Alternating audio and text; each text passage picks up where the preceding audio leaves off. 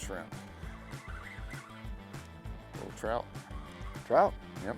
All right, first trout of the day. First trout of the day. Here we go. I'll take the D-hooker, Sergio. Yep. That, oops. Now, where did I put it? Oh, right there. Right there. There we go. Thank you.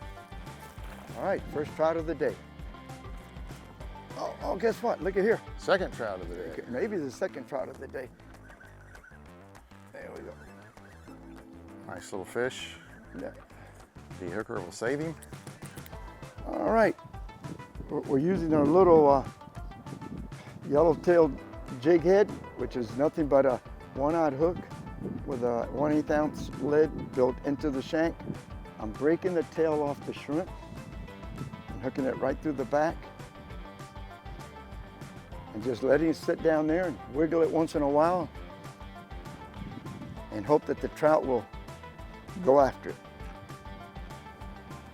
Right there, right there, right there. I was working it on the bottom slowly and letting it sit, and all of a sudden he just hit it. So it's another trout.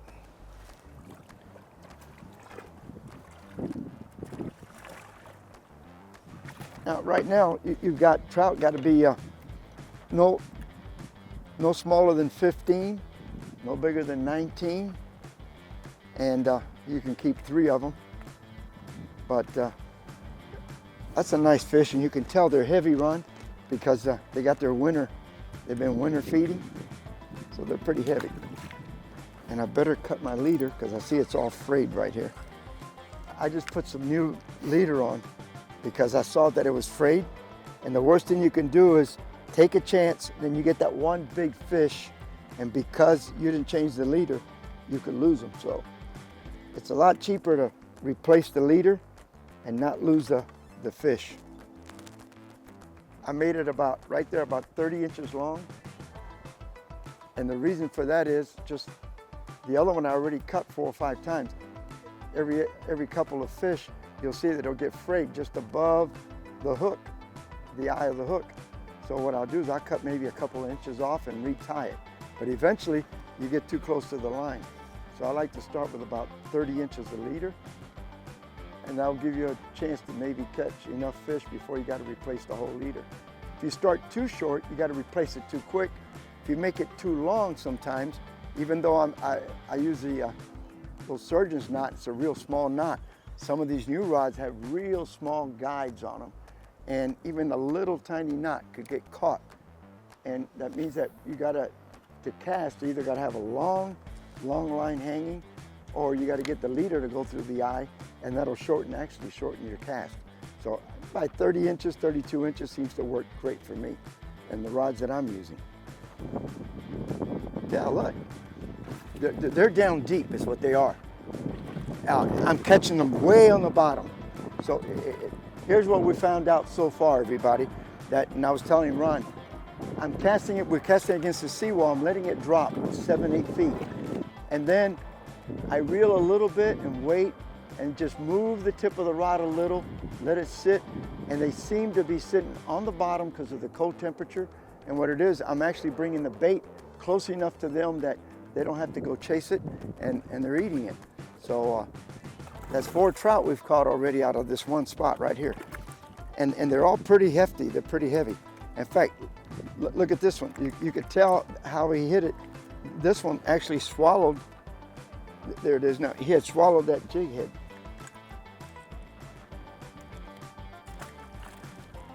So look. Yeah, see? Yeah. Same technique. These guys are on the bottom.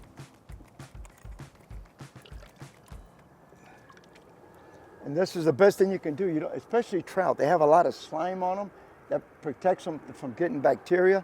So if you can use a de-hooker, and this is a great one. Ron gave me this one.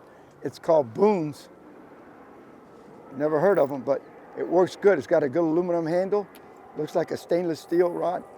And then all you got to do is you run it over the hook, shake it, and they'll come right off. Now this area here that we're in, at one time, just up until about 15, 20 years ago, it was all mangroves. There was no apartments, no condos. Over the years, this area just keeps growing and growing, and that's one of the things that concerns me. Oh, there, oh, had another one right there.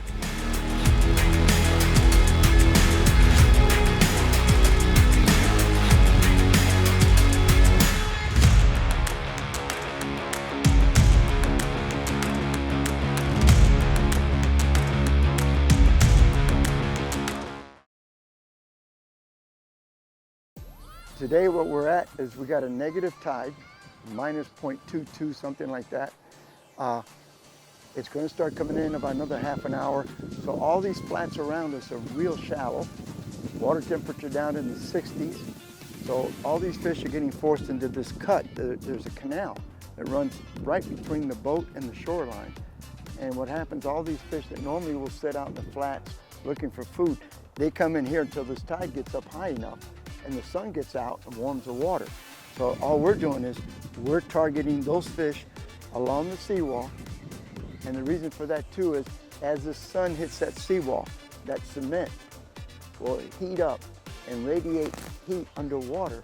So anywhere within a foot or 2 or 3 feet of that seawall underwater, temperature could be 1, 2 degrees warmer, and that makes a big difference for the fish. So all we're gonna do is we're gonna keep trying and see if we can pull a couple more, but we got a couple of trout out of here already. So let's go for it. Ron, I'm ready. let's go. Let's Yes, sir. 'em. Did you get another bite? Yep. Keep them there. Yeah, before GoPro days. And here's this huge guy right down there. I mean, you see how they're pulling down? Now yours are going up and mine over here. Now, see, that's not a bad trout right there. That's a very respectable trout. Let me show you this beauty here.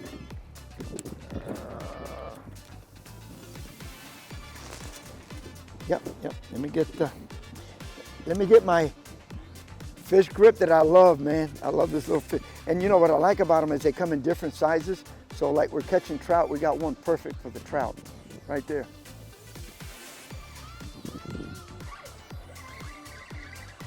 No whiskers. All right. You broke water. Another trout.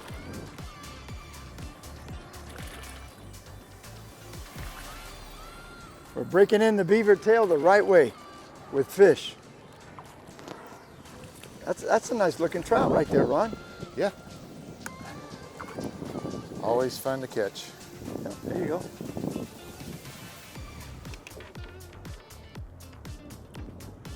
Nice looking trout. Good release.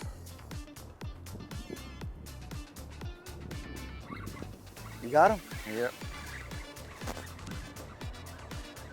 There it is, another trout. All right. It's always good to see them break water. Oh, I love that. I love that when they break water like that.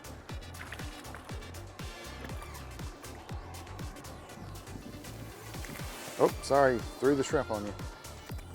Goodness. Another trout. Another trout.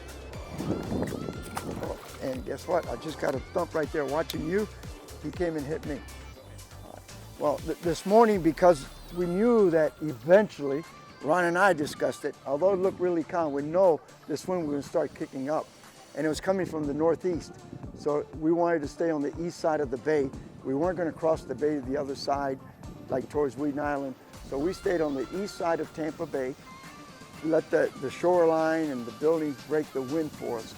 Because if it gets to where it says that by 10:30 it's going to be blowing 16 or more, it's not comfortable to have to cross that bay, especially people don't realize that Tampa Bay can get 3-foot seas real easy, just like a big lake. So we're staying on the east side, fishing around structure. We picked this spot because we knew there'd be some trout in here with the cold weather. And in a few minutes, we're going to go and try to do something a little different. But again, we're not going to leave the east side of the bay. We're going to stay on the protected side because this wind is not going to get any easier. It's going to get worse. And all we want to do is, hey, we've got about 16 trout, 17 trout already. If we can get a couple of redfish or whatever, I think we've done a good day for today. Oh, and there he is, same thing, working him on the bottom. There he comes. Oh man, he's really shaking his head. What's that? Oh, look at that one. All right, I love it. You know, he was down on the bottom run, then he came up. Did you notice that? Yep. He was swimming down, and then all of a sudden, he came up to the top. There you go. Right here. No, that's a, yeah. Hang on, yeah. That's a decent trout. That's a good trout for a picture. And look how they're swallowing that those hooks.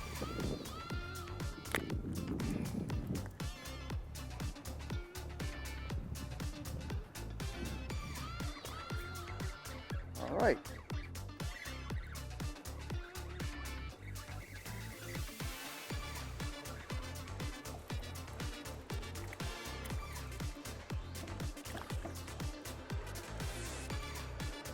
Try not to hurt them if I... May just have to cut it. Yeah, let's see if I can. I think I can get it out. I hate to leave this one in his mouth because it's got the lid on it. I think I can pull it out. Oh, that's a nice trout. Another, yeah, that's a nice one. Yeah, let's do that right here.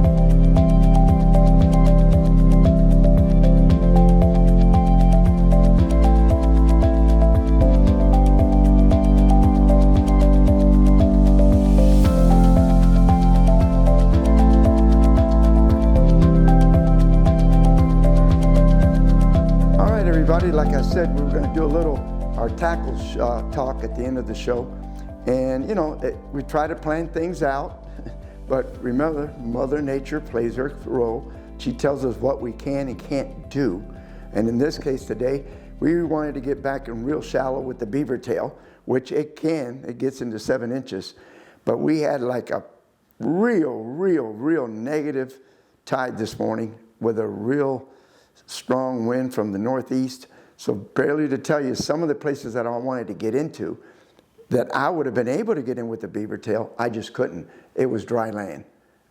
So we had to do number 2 since we're already on the water.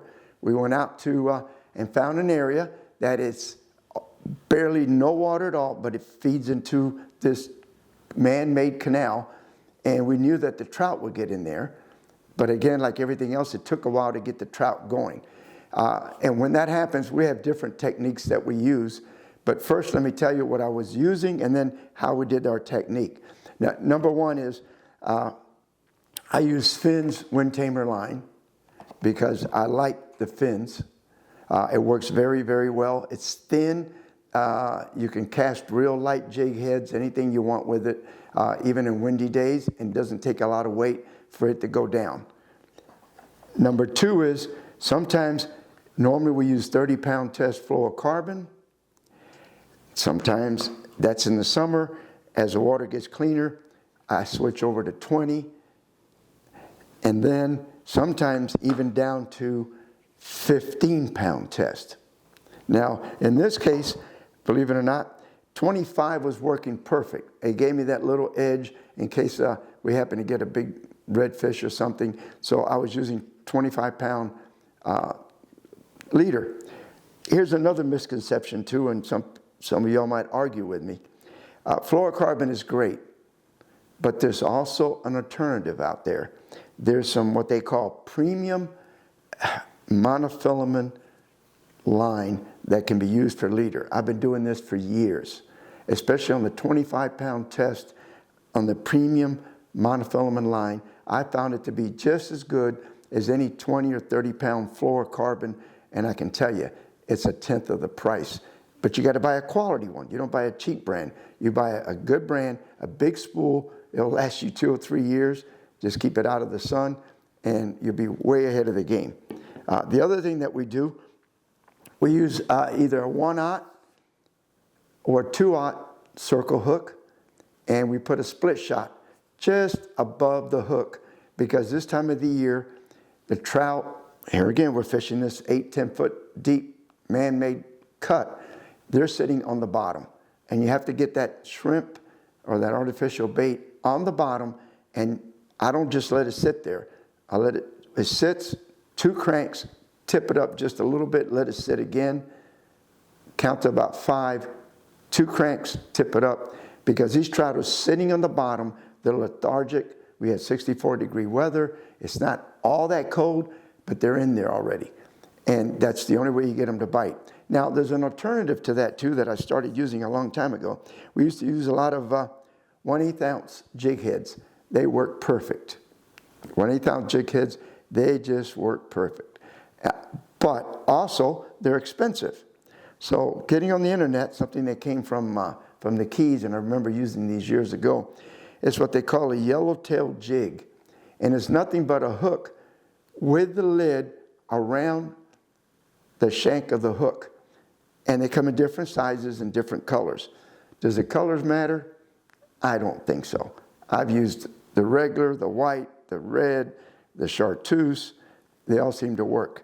In this case, when I'm fishing for like redfish this time of the year, and I want to work that shrimp real slow on the bottom, I use the 1/0 right there. Little 1/0 hook on a 1/8 ounce jig head, that yellowtail jig, and that works terrific. Then I step it up. If I'm going for the trout have a bigger mouth, remember that.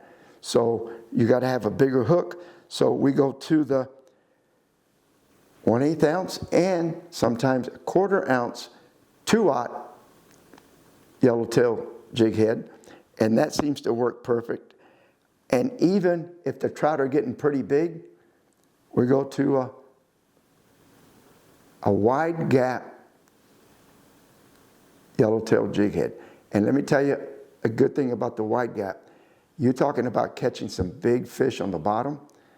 That wide gap lets you put a chunk of ladyfish or a big chunk of pinfish on it and let it sit on the bottom, and just while you're catching your other fish, let that one or 2 rods sit somewhere the other side of the boat and watch what happens. So again, you know, some of the things you need. I'm what they call the bottle guy in my neighborhood, but the way I keep everything from getting rusty on my boat is my neighbors all save me. They're nice little bottles. I take the time to take the label off. I mount them. I leave the little salt stuff in it that gets rid of the moisture bag in it. And I can put 50, 60 1/0 hooks in one of these bottles, even more. I can put 50 long shank hooks on some of these, quite a bit. And the thing is, they're always going to be dry. So take this, remember, fish on the bottom, fish slow, and catch the fish.